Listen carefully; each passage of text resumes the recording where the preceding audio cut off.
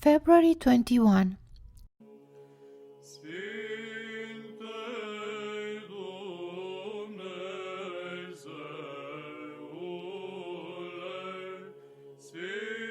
Saint Zacharias, Patriarch of Jerusalem.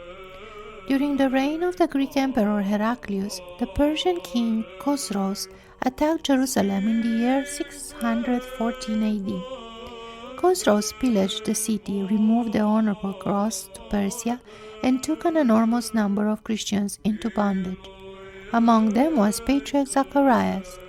The aged Patriarch Zacharias remained in bondage for 14 years. So many miracles occurred in Persia as a result of the honorable cross that even the Persians said, "The Christian God has come to Persia." Later, Heraclius forced the Persian emperor to return the honorable cross to Jerusalem, along with the Patriarch and the remaining captives. Emperor Heraclius himself bore the cross on his shoulders into the holy city. Saint Zacharias spent his remaining days in peace and took up his habitation with the Lord in the year 631 AD. He was succeeded on the throne by Patriarch Modestus and after him by Saint Sophronius on March 11, celebrated on March 11. The Venerable Timothy. Timothy was a recluse in a place called Cymbola on the Asiatic side of Mount Olympus. In his youth, Timothy entered a monastery and was tonsured a monk. Until old age, he spent his earthly life in fasting, prayer, vigils, and ceaseless labor. He remained pure and chaste throughout his entire life. To the pure and chaste, God gives authority over evil spirit, and he gave this to Timothy.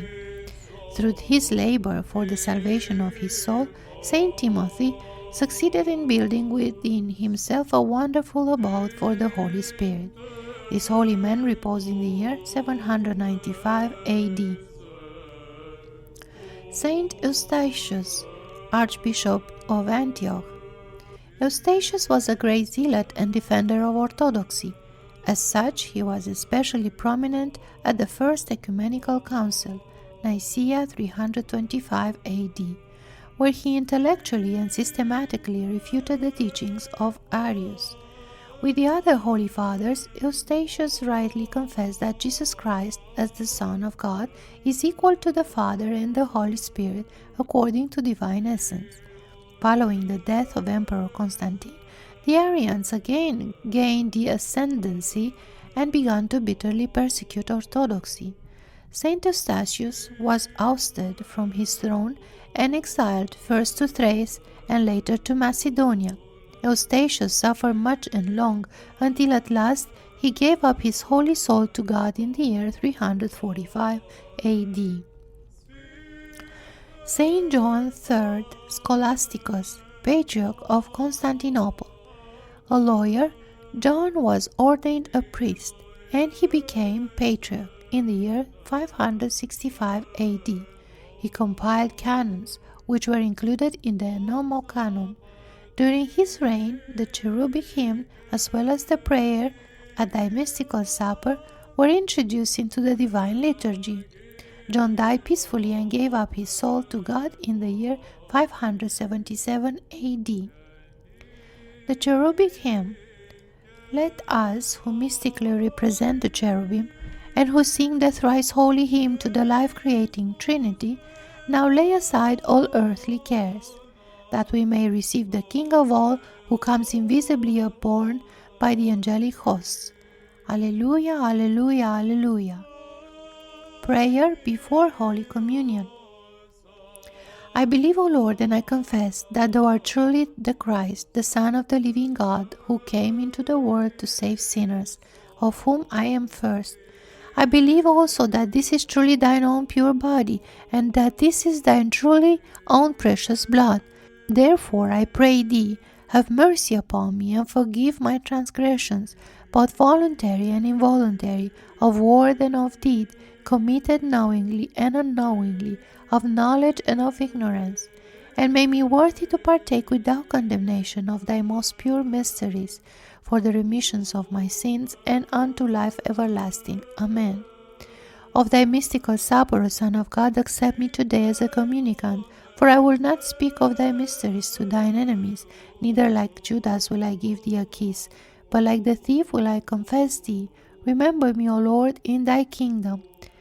May the communion of thy holy mysteries be neither to my judgment nor to my condemnation, O Lord, but the healing of soul and body. Reflection. What is fortune-telling? There are three kings of belief which have their origin in fortune-telling: belief in blind chance, belief in things, and belief in the complete power of the spirits of darkness. Through fortune-telling, events are prophesied, the power of things are differentiated, and the spirits of darkness are invoked. No faith has so decisively condemned and rejected fortune-telling as has the Christian faith. No faith except Christianity is free and pure of fortune-telling. Other faiths are more or less connected to fortune-telling, and some consist only in fortune-telling. Fortune-telling means to subject man to things and beings lower than himself. Thus fortune-telling can be called a belief in darkness.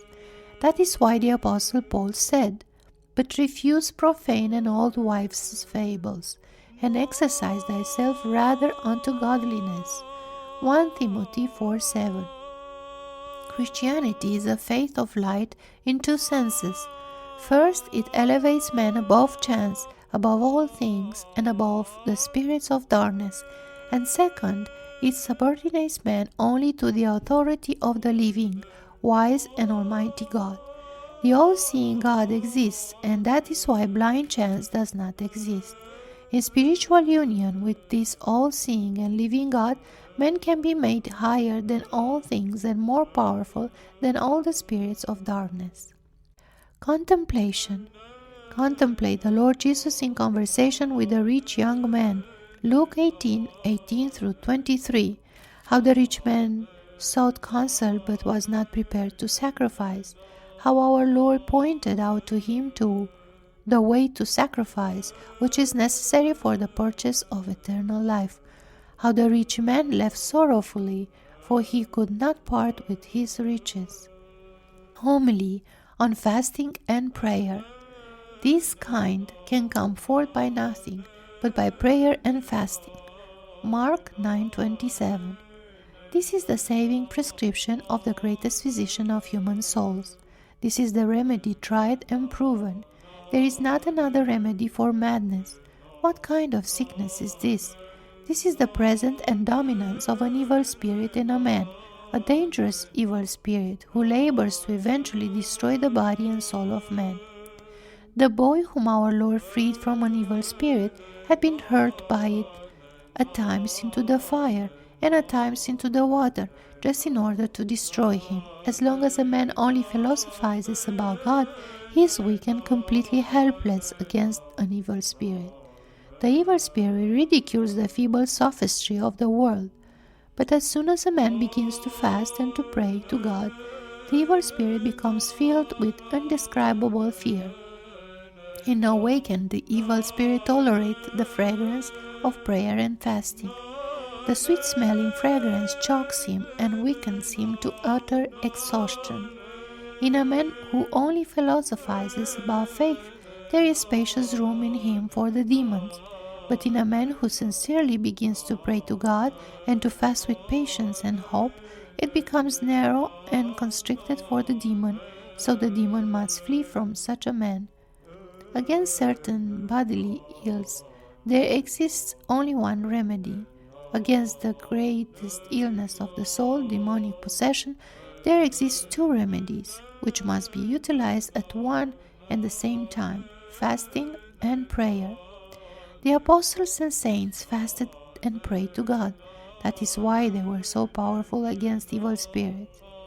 O gracious Jesus, our physicians and helper in all misfortunes, strengthen us by the power of thy Holy Spirit, that we may be able to adhere to thy saving precepts concerning fasting and prayer, for the sake of our salvation and the salvation of our fellow men. To thee be glory and praise forever. Amen.